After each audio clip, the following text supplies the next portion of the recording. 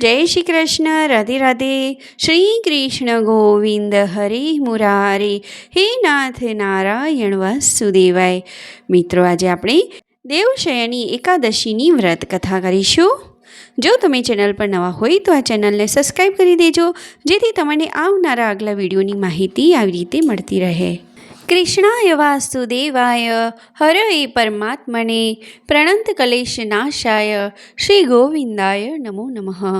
एक दिवसे युधिष्ठिर राजाए भगवानने पूछ्યું, हे प्रभु, અષાઢની શુક્લ એકાદશીનું મહાત્મય કૃપા કરીને જણાવો। એ એકાદશીનું શું ફળ છે, તેનું નામ શું છે તથા તેની વ્રત વિધિ કેવી રીતે થાય છે તે જણાવો। ભગવાન બોલ્યા, હે રાજન, જગત માટે કલ્યાણકારી વાત પૂછીને તમોએ જગતના કલ્યાણનો ઉપાય જાણવાની જિજ્ઞાસા કરી છે, તેથી હું તમને પૂર્વેની કથા સંભળાવું છું। આ કથા પૂર્વે બ્રહ્મદેવે નારદજીને કહેલી છે, તે હું તમને સંભળાવું છું। અષાઢ સુદ એકાદશી દેવશયની એકાદશી કહેવાય છે। આ દિવસથી ચાતુર્માસ શરૂ થાય છે અને કારતક સુદ એકાદશી પૂર્ણ થાય છે। આ દિવસ ભગવાન વિષ્ણુ પાતાળમાં પોઢી ગયેલા, તેથી તે દેવશયની એકાદશી કહેવાય છે અને ભગવાન વિષ્ણુ કારતક સુદ એકાદશી જાગ્રત થાય છે। આમ આ 4 માસનો સમય ચાતુર્માસ ગણાય છે। પૂર્વે સૂર્યવંશમાં માધાતા નામે સત્યવાદી રાજા થઈ ગયો। તે પ્રજાપ્રિય અને ધર્મિષ્ઠ રાજા હતો। પ્રજા બધી વાતે સુખી હતી, પણ એક વખત તેના રાજ્યમાં દુકાળ પડ્યો। વરસાદ નહીં વરસવાથી અન્ન પેદા ન થયું। લોકો ભૂખના દુઃખે ત્રાસી ગયા। તેથી યજ્ઞો તથા વેદ અધ્યયન પણ વિસરી ગયા, કેમ કે ખાવા અન્ન ન હોવાથી આખો દેશ સુધા પીડિત થઈ ગયો। પછી ધર્મ કર્મ ક્યાંથી સૂઝે? આખો દેશ દુઃખી થઈ ગયો। તેથી પ્રજા રાજા પાસે ગઈ અને કહેવા લાગી, હે રાજન, ઉંદક એ ભગવાનને કહેવાનું સ્થાન છે। તેથી ભગવાન એ જ નારાયણ છે અને પંચજન્ય રૂપી ભગવાન વિષ્ણુ અંતર્યામી ગણાય છે। એ જ આ જગત ઉપર વૃષ્ટિ કરે છે અને અનાજ પેદા થાય છે ને એ અનાજથી પ્રજા જીવે છે, માટે તે નૃપશ્રેષ્ઠ છે। વળી આવા સંજોગોમાં પ્રજા બેબાકડી બની ગઈ છે। પુણ્ય ધર્મ કર્મ વેદ અધ્યયન સર્વે વિસરી ગયું છે। પુણ્યનો અભાવ થવાથી પ્રંજનો થાય છે, માટે ગમે તે કરો પણ અન્ન પેદા થાય તથા પ્રજા જીવે તેમ કરો। પ્રજાના આવા વચનો સાંભળી રાજા બોલ્યો, હે પ્રજાજનો, તમારી વાત સત્ય છે। અન્ન એ જ બ્રહ્મ છે, અન્નથી જ પ્રાણી જીવે છે, એવું શાસ્ત્રોગ્ય પ્રસિદ્ધ છે। વળી પુરાણોમાં મેં સાંભળ્યું છે કે રાજાના પાપના કારણે કે અનાચારના લીધે જ પ્રજા દુઃખી થાય છે। તેથી હું વિચાર કરું છું કે મારા કયા પાપે પ્રજા દુઃખી થતી હશે? મારો શો દોષ થયેલો છે તે મારા જાણવામાં આવતું નથી, તેથી હું મૂંઝાઉં છું। છતાં પ્રજાના સુખ ખાતર હું પ્રયત્ન કરું છું। તેમ કહી રાજા માધાતા ભગવાનને નમસ્કાર કરી અરણ્યમાં ચાલ્યો ગયો। ઘોર અરણ્યમાં બ્રહ્મપુત્ર અગિરસ મુનિના દર્શન થયા। રાજાએ નમસ્કાર કરીને પૂછ્યું, હે ઋષિવર્ય, મને આશીર્વાદ આપો અને મારા રાજ્યને સુખ મળે તેમ કરો। ઋષિએ વનમાં આવવાનું કારણ પૂછ્યું। રાજા કહે, મુનિવર્ય, ન્યાય નીતિથી હું રાજ્ય ચલાવું છું અને પ્રજાનું પાલન કરું છું, છતાં મારા રાજ્યમાં અનાવૃષ્ટિ થતાં દુષ્કાળ કેમ પડ્યો તેના સંશય નિરાકરણ માટે હું જંગલમાં આવ્યો અને આપના દર્શન થયા। આપ કૃપા કરી મારો સંશય દૂર કરો। ઋષિ કહે, હે રાજન, 4 યુગમાં ઉત્તમ યુગ સતયુગ છે। આ યુગમાં ધર્મિષ્ઠ બ્રાહ્મણને તપ કરવાનો અધિકાર છે, અન્ય લોકને આ અધિકાર નથી। છતાં હે રાજા, કોઈ તારા રાજ્યમાં કોઈ અનઅધિકૃત વ્યક્તિએ તપ કર્યું હશે, તે કારણે વૃષ્ટિ થઈ નથી, પરંતુ તપ કરનારને અપરાધ વગર મરાય નહીં। તે માટે દુઃખ નિવારવા સારું તું અષાઢ માસની શુક્લ એકાદશીનું વ્રત કર। આ એકાદશી શયની એકાદશી નામે ઓળખાય છે। અગિરસ મુનિના વચનો સાંભળી રાજા પોતાના નગરમાં પાછો આવ્યો અને અષાઢ માસ આવતા શુક્લ એકાદશીનું વ્રત કર્યું. આ વ્રતના પ્રભાવે મેઘવૃષ્ટિ થતાં દુષ્કાળનું દુઃખ દૂર થયું ની પ્રજા સુખી પામી.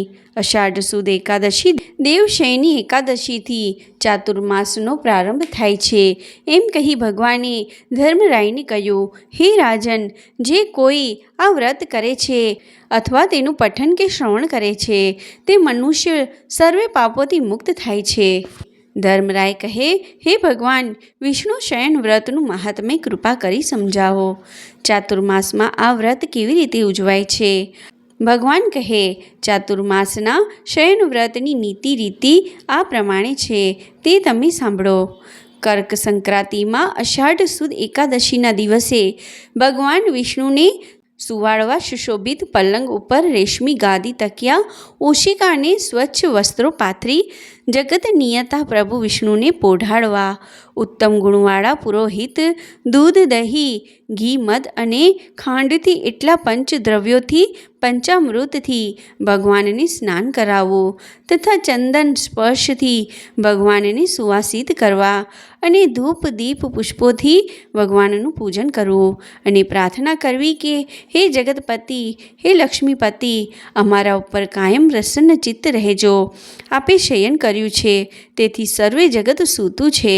આ પ્રમાણે ભગવાનને શયન કરાવી ચાતુર્માસના નીતિ નિયમો ગ્રહણ કરવા. પ્રાતઃકાળે સ્નાન સંધ્યા કરવી.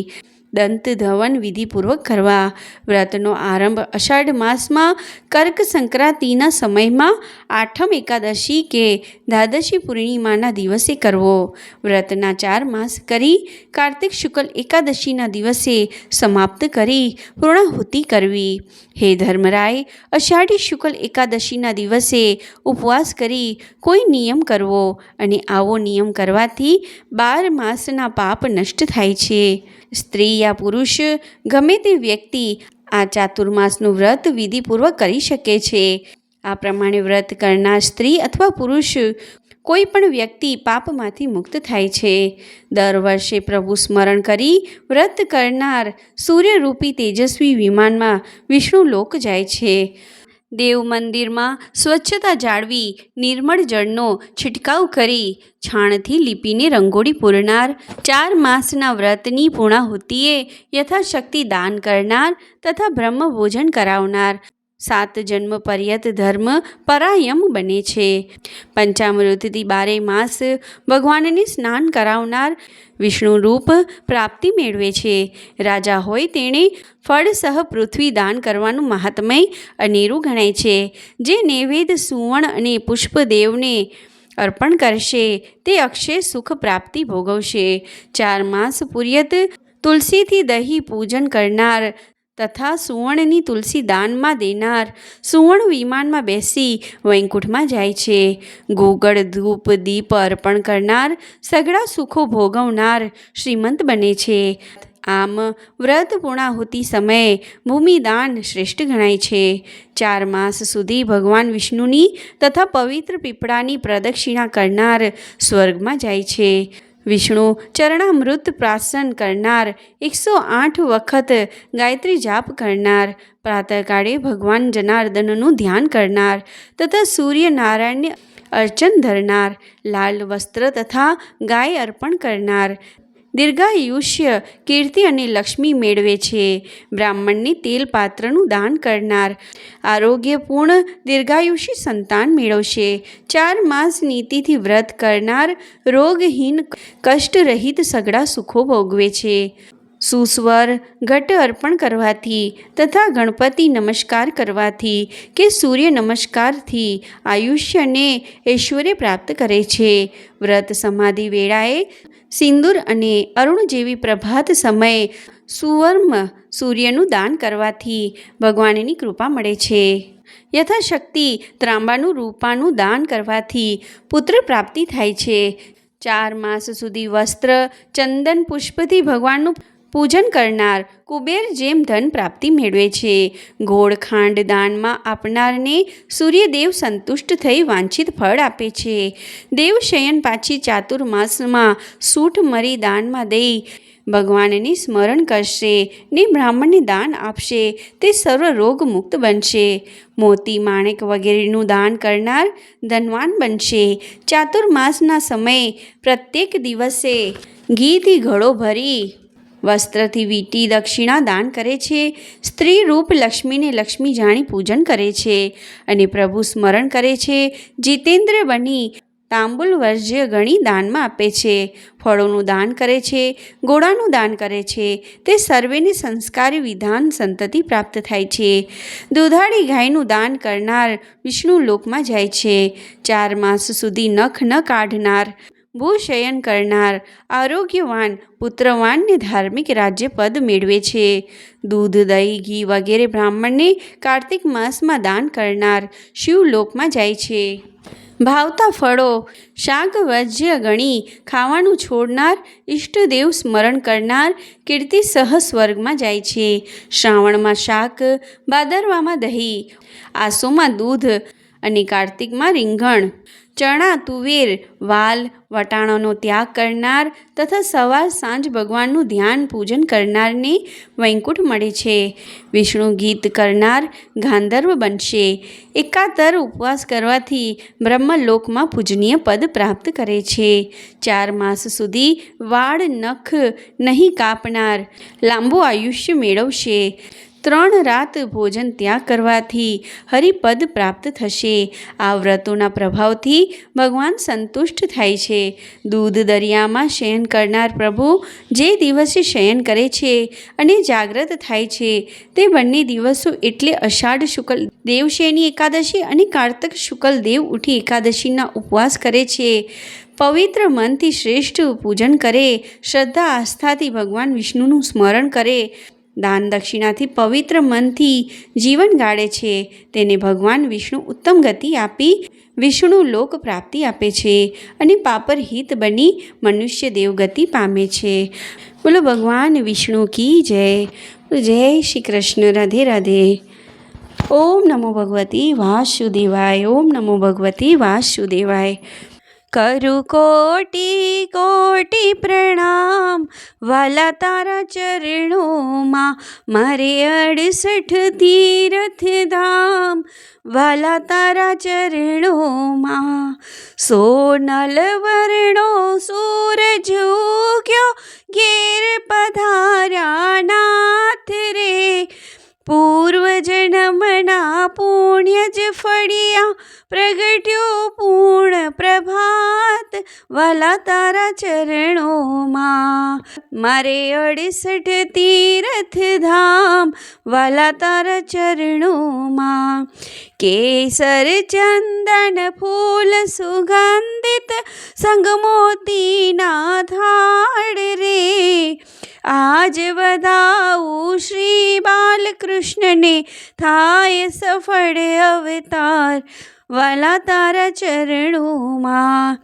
કૃપા કરીને નાથ નિહાળો એક જ છે મુજ આશરે, ભક્તો કરી જોડીને ઊભા જન્મ જન્મનો દાસ વાલા તારા ચરણોમાં. કરું કોટી કોટી પ્રણામ વાલા તારા ચરણોમાં. મારે 68 તીર્થ ધામ વાલા તારા ચરણોમાં.